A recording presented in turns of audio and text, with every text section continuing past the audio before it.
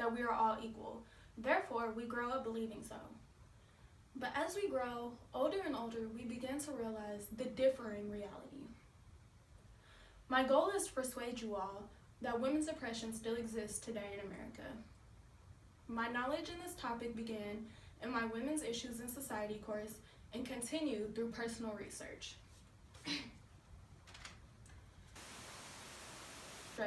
The women's oppression in America through analyzing popular counter-arguments such as men and women are equal in America, the wage gap is not due to a discriminatory factor, and that although there is some inequality between women, feminism is irrelevant in the 21st century of America.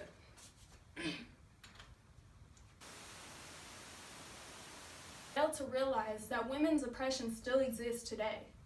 Many will also go as far as to say that society is just fine in America. While oppression and discrimination towards women is not as outward as it was in the past, it does still exist. Discrimination can be defined as the unjust treatment towards a group of people.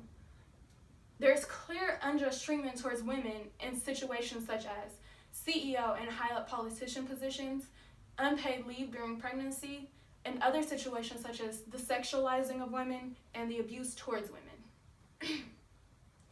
America is also a patriarch society. A patriarch society is a society in which men are given most of the authority and power. America gives men most of the authority and power through CEO and politician positions given mainly to the men. American culture also promotes that men be more dominant while women be more submissive.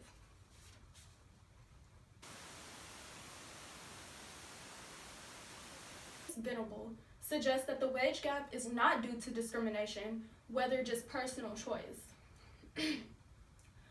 Our culture's discriminatory history towards women influences the pattern of women choosing lesser paying jobs compared to men. Work segregation is highly influenced by gender roles, which are established and implemented by our culture.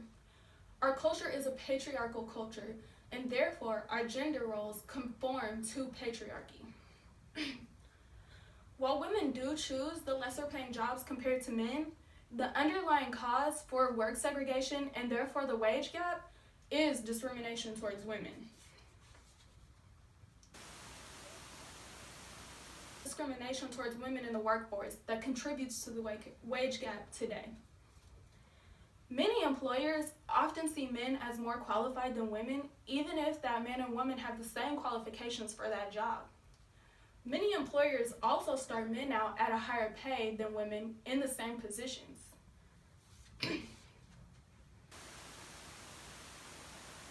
Such as Christina Summers suggests that feminism is irrelevant in our society today because of the progress towards women's oppression.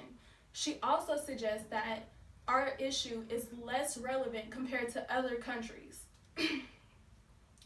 Despite the progress towards women's oppression in America, and despite our clearly functioning society, our society would function better without any oppression towards women.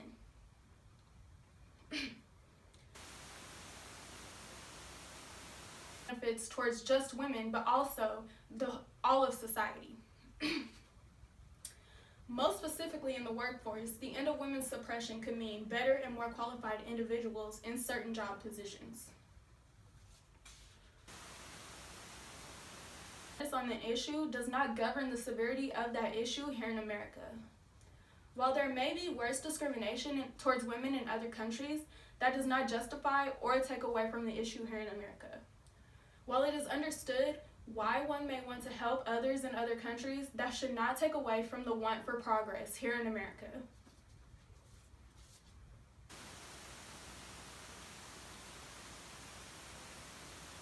Against the most outrageous and extensive forms of discrimination in America today, oppression does still exist. Many feel that there is no oppression towards women in America, or that the little there is has no negative effect on society, therefore devaluing the issue and slowing progress towards equality between the sexes.